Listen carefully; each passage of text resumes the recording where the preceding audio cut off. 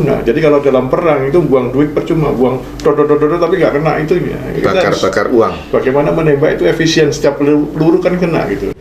Namanya disebut dengan precision marketing itu kan gitu. Jadi agar tidak buang uang percuma lah. Nah, kalau kita tidak memahami itu ya susah. Kalau misalnya kenapa pasang iklan di situ? Soalnya sebelah saing juga pasang di situ, kita pasang sebelahnya. Oke. Itu untuk apa? Itu tidak memahami pasarmu ada di situ atau bukan, siapa pasarnya.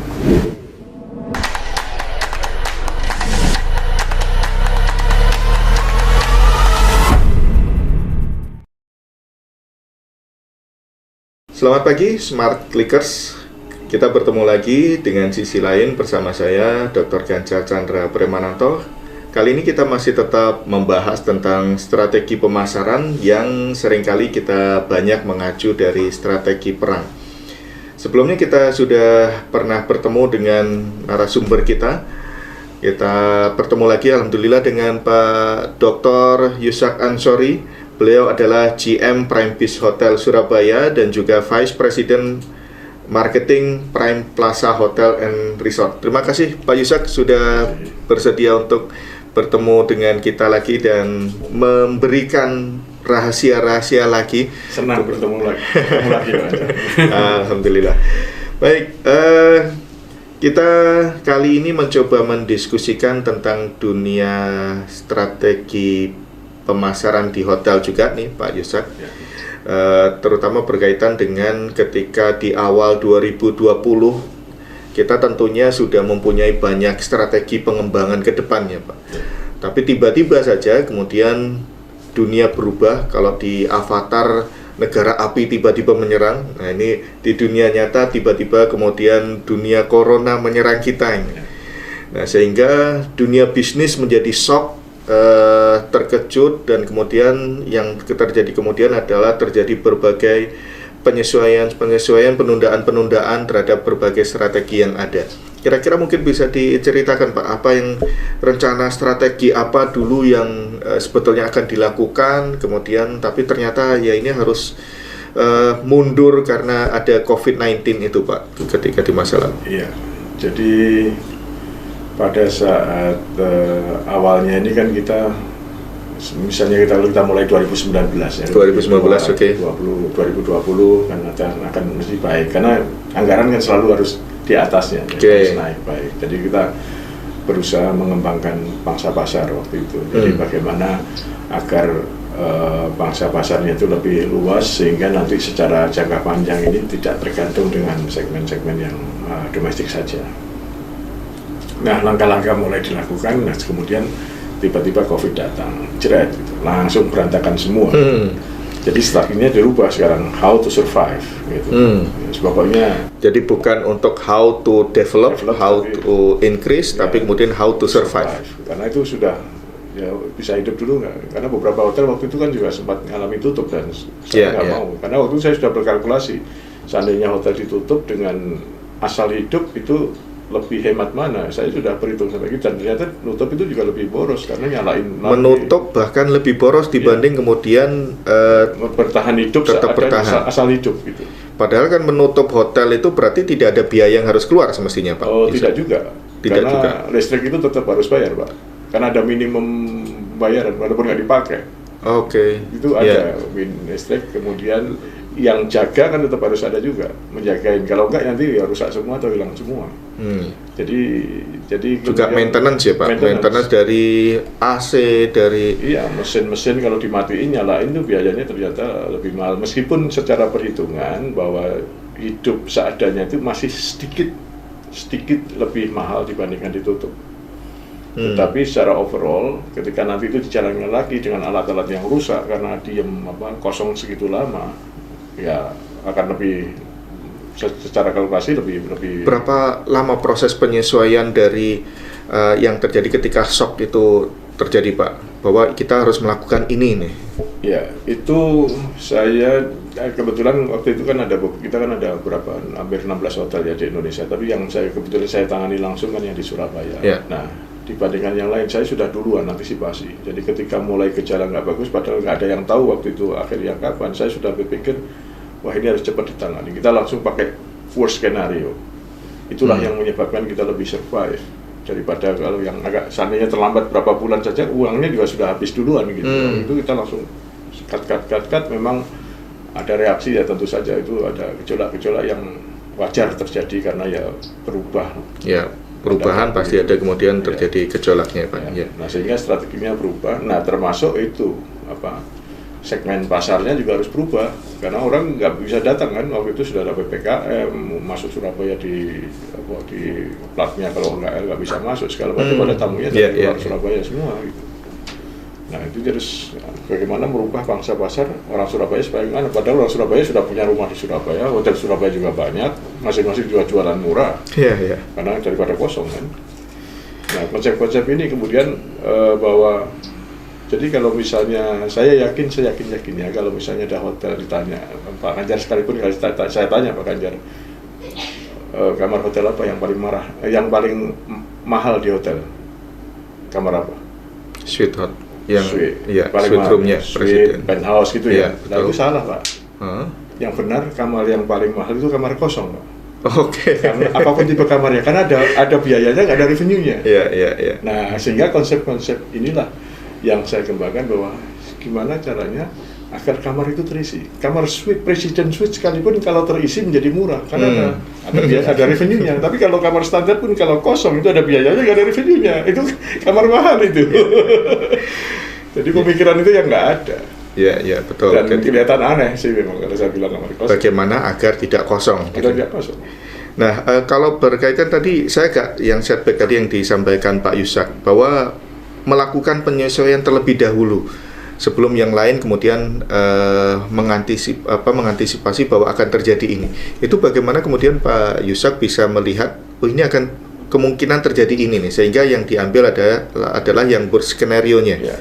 Itu berdasarkan apa bisa melakukan penyesuaian terlebih dahulu? Karena disertasi saya dulu mengenai market orientation, jadi memperkirakan projection perilaku konsep ke depan. Jadi saya memakai ilmu itu. Market orientation, jadi saya memproyeksikan ini kalau seperti ini, polanya begini, nanti gak lama akan begini, dan ternyata beneran gitu. Jadi memahami market orientation itu sangat perlu. Dan juga ada data yang juga mengarah ke sana gitu. Jadi data analitik itu menggambarkan kondisinya bahwa ini kemungkinan akan terjadi penurunan dalam di angka ke depan gitu. Dan itu kan adanya di jurnal-jurnal Pak. Kalau orang praktisi hotel itu nggak suka lah baca begitu. Nah, ini sebuah senjata yang dimiliki oleh Pak Yusak ini yang kemudian. Jadi ini menariknya bahwa praktisi itu memang harus mempunyai senjata ilmu ya Pak, sehingga kan kalau zaman dulu teori, maka teori itu sebetulnya juga menjadi senjata yang ampuh sebetulnya. Kalau dia ingin memiliki competitive advantage. Kalau enggak ya nggak perlu Pak. Ya, ini praktisi yang doktor ini saya baru mengenal ya beliau ini yang di Surabaya.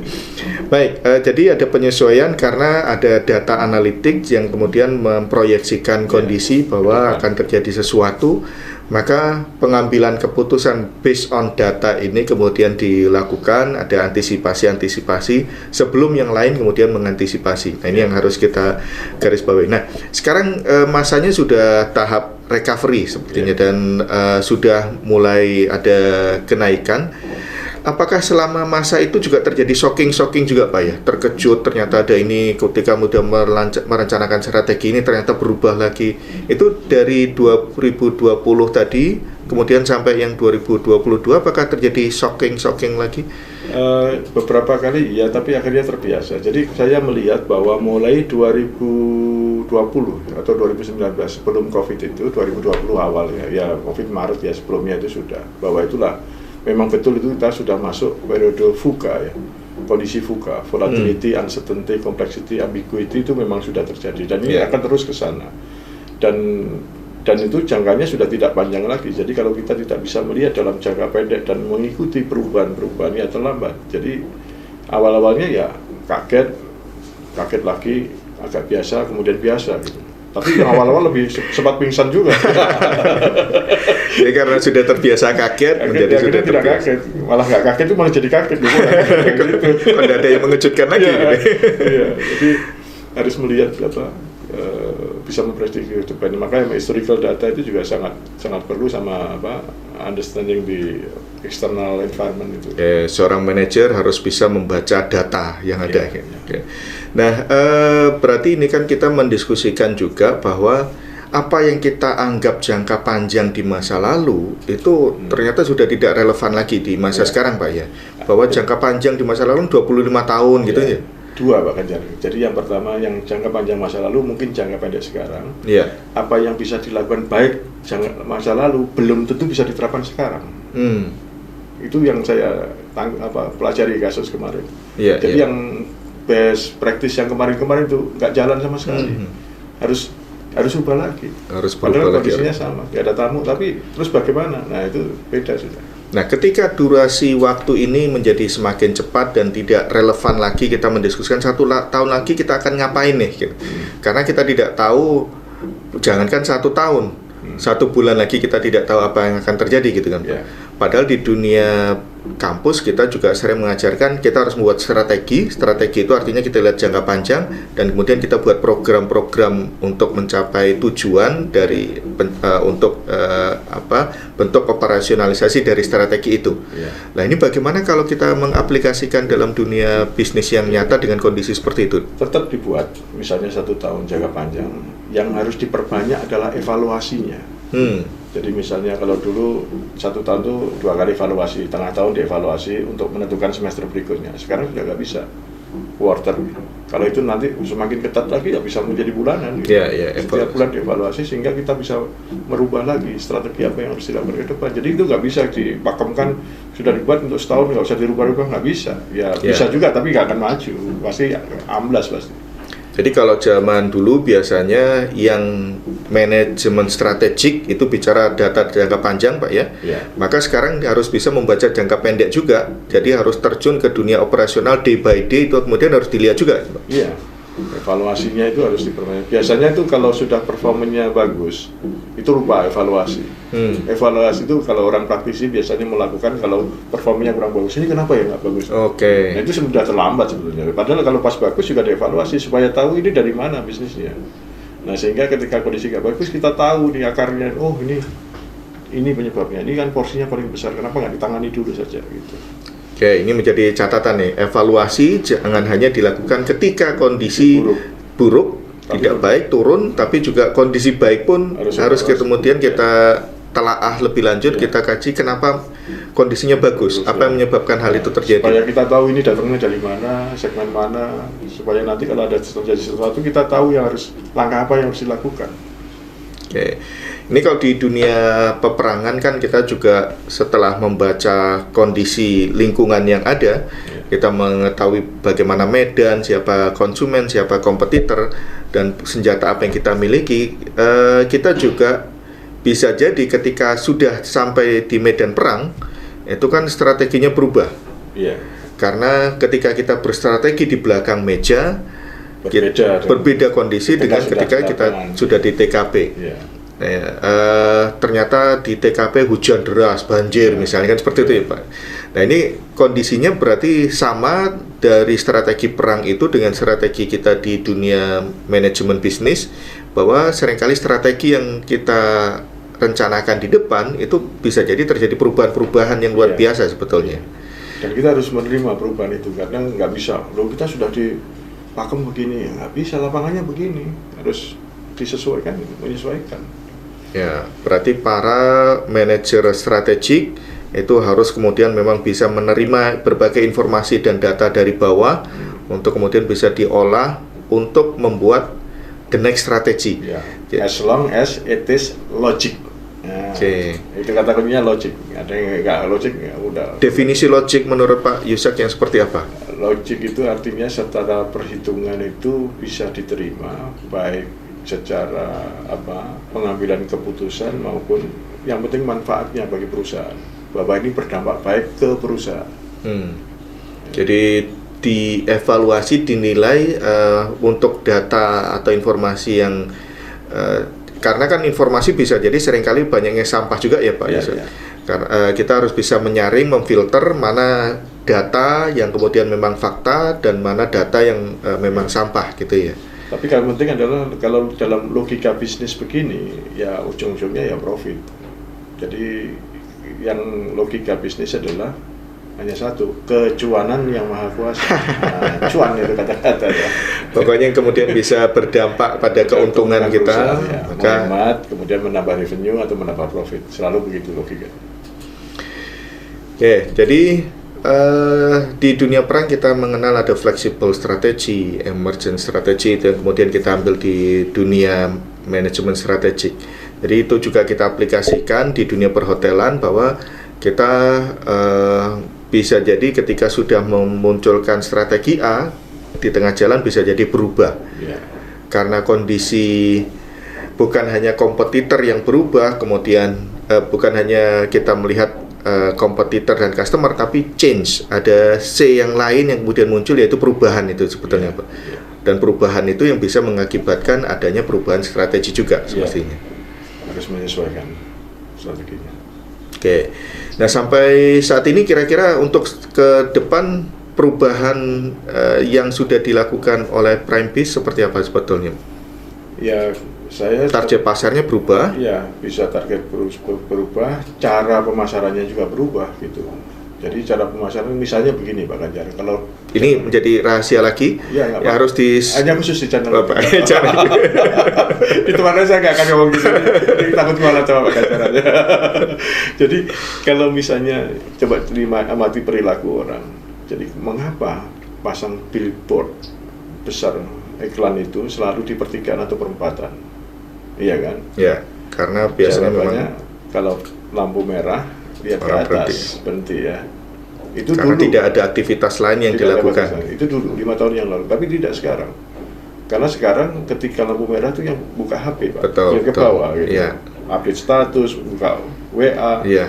Jadi nggak ada guna dipasang di situ. Nah kalau tetap mindsetnya sama, pasang iklan yang nggak ada guna. Jadi kalau dalam perang itu buang duit percuma, buang dodo tapi nggak kena itunya. Bakar uang. Bagaimana menembak itu efisien, setiap peluru kan kena gitu. Namanya disebut dengan precision marketing itu kan gitu. Jadi agar tidak buang uang percuma lah. Nah kalau kita tidak memahami itu ya susah. Kalau misalnya kenapa pasang iklan di situ? Soalnya sebelah saing juga pasang di situ, kita pasang sebelahnya. Lebih gede gitu. Itu untuk apa? Itu tidak memahami pasarmu ada di situ atau bukan, siapa pasarnya. Jadi seorang ahli pemasaran harus belajar jadi sniper ya Pak. Sniper. Iya. Membidik ke target pasar yang memang benar-benar dituju secara efisien. Ya cuma pelurunya kan rupiah, bukan bulat. Ya pelurunya adalah informasi. Jadi informasi apa yang tepat bagi target pasar itu sehingga bisa efektif dan efisien gitu ya, sehingga tidak buang-buang peluru kemana-mana gitu.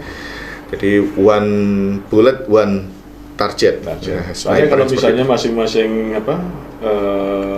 pasar ini kan berbeda Pak. Kalau misalnya bangsa pasarnya milenial, ya generasi milenial bangsa pasarnya pasang billboard nggak efektif. Tapi kalau generasi X itu masih lihat lah, dia nggak lihat handphone, dia masih tolak begini kan. Tapi kalau generasi Y itu separuh masih tolak-tolak, smartphone enggak kan gitu. Jadi kita harus, makanya memahami bangsa pasar itu perlu. Ya. Bahwa pasar sekarang juga jatuhnya juga ke internet juga ya. Kita ada perang di situ untuk karena konsumen juga lebih cerdas, dia dipersenjatai dengan internet sehingga bisa membanding-bandingkan harga hotel gitu. Iya. Itu merubah perilaku lagi gitu. Nah kalau kita tidak mengikuti itu ya kita terlambat gitu. Ini sudah berubah begitu. Sekarang nggak bisa dibohongi customer. Ini dia langsung cek Google itu. Betul. Selalu apapun kan ada di situ dicek ini. Ini bohong itu, sudah pergi aja kan gitu. Nah hal-hal begitu. Makanya sekecil apapun, ketika konsumen itu komplain, ya harus didengarkan. Bersyukurlah konsumenmu masih komplain daripada diem saja terus nggak mau balik. Ada nggak tahu kenapa nggak balik gitu. Tapi kalau komplain kan mesti tahu, oh ini marah gara-gara begini, harus kita betulin gitu. Nah pemahaman itu yang kadang juga dianggap sepele. Kalau saya sih yang sekecil apapun saya perhatikan. Apalagi itu komentar di internet itu bahaya sekali karena nyebarnya cepat sekali. Kalau Pak Yusak sendiri, bagaimana sih cara untuk mendapatkan data mengenai konsumen dan kompetitor ini? Apakah cukup kita mendatangi mereka dan bertanya, atau kemudian melalui internet, atau seperti apa? Ya, banyak sistem cara. Informasi pemasarannya. Ini dijawab bukan? Ini membuka rahasia lagi. Tapi intinya kan bahwa memang kita di medan perang itu harus punya sistem informasi yang baik, betul. Dan mendapatkan data internal, eksternal gitu ya Pak. Saya jawab global saja supaya nggak jawab juga saya takutnya kualat. Tapi kalau jawab terlalu spesifik bisa dipahami. Ya. Jadi yang satu tadi sudah betul sampaikan Pak Ganjar, namanya kalau dalam teori kan namanya customer intimacy ya. Jadi bagaimana mengenging. Tapi sebetulnya di sini adalah bagaimana menggunakan big data. Ini bukan ikut-ikutan silot itu, tetapi bahwa sebuah tren baru yang harus kita manfaatkan juga ya Pak. Data ini sebenarnya, data itu apa sih sebetulnya? Ini kadang orang nggak paham. Data itu bukan. Data itu adalah informasi tanpa interpretasi. Nah sekarang bagaimana merubah dari data menjadi informasi menjadi knowledge menjadi wisdom. Itu jadi kan itu. Nah kalau misalnya kemudian kita bisa mentransformasikan big data itu untuk kepentingan marketing kita, kan lebih enak. Jadi lebih spesifik. Oh ini kan banyak sekali informasi di Google. Ada Google Trend, Google Mobility, macam-macam. Itu tinggal pilih yang mana. Dan saya nggak sebutkan detailnya karena gunakan big data. Terus transformasikan untuk kebijakan bisnis maupun kebijakan pemasaran. Jadi yang jelas adalah seorang manajer yang baik harus kemudian paham bagaimana cara mencari data yang tepat secara internal maupun eksternal, dan tahu kemudian cara menggunakannya untuk kepentingan bisnisnya, sehingga bisa jadi informasi dan kemudian menjadi pengetahuan, wisdom untuk proses pengambilan keputusannya. Dan pengambilan keputusan itu akan bisa disesuaikan dengan kondisi dan kemampuan yang dimiliki oleh perusahaan tentunya. Makanya dalam ilmu strategi, kalau saya mendefinisikan sebagai synchronizing company goals and resources. Jadi punya resource apa, goalnya apa. Oke. Ya, kalau sebelumnya kita mendiskusikan kita harus ikrok membaca kondisi lingkungan, company, competitor, customer. Jadi kali ini kita mendiskusikan C yang lain, yaitu C, change, perubahan. Bahwa kita harus bisa membaca perubahan tersebut, dan kemampuan untuk seorang manajer yang baik, leader yang baik membaca dari perubahan yang ada itu adalah menjadi sebuah tantangan yang serius, terutama di masa sekarang. Dan tentunya ketika kita sudah mulai peak saat ini, kita tetap harus membaca data juga ya Pak. Kira-kira change apa lagi yang kemungkinan akan terjadi sehingga kita tidak terkejut lagi. Apalagi pingsan. Silakan. Oke, jadi kita sudah terbiasa terkejut saat ini seperti yang tadi disampaikan oleh narasumber kita, maka saya kira kita harus terbiasa sehingga tidak gampang terkejut dan jantungan. Untuk itu kemampuan membaca data, membaca perubahan adalah hal yang kemudian harus dimiliki. Terima kasih Pak Yusak atas informasi yang berharganya. Jadi ini tentunya bermanfaat baik bagi akademisi maupun praktisi, karena kita di sini menggabungkan antara memang apa yang kita pelajari di dunia kampus dan dengan dunia praktisi. Ternyata memang link and match-nya sangat luar biasa, bisa kita manfaatkan untuk bersaing. Makasih barakallah Smart Clickers, kita akan bertemu lagi sisi lain. Kita tetap mungkin akan mendiskusikan strategi-strategi pemasaran dari para praktisi yang kita undang. Sampai ketemu lagi Smart Clickers. Salam smart.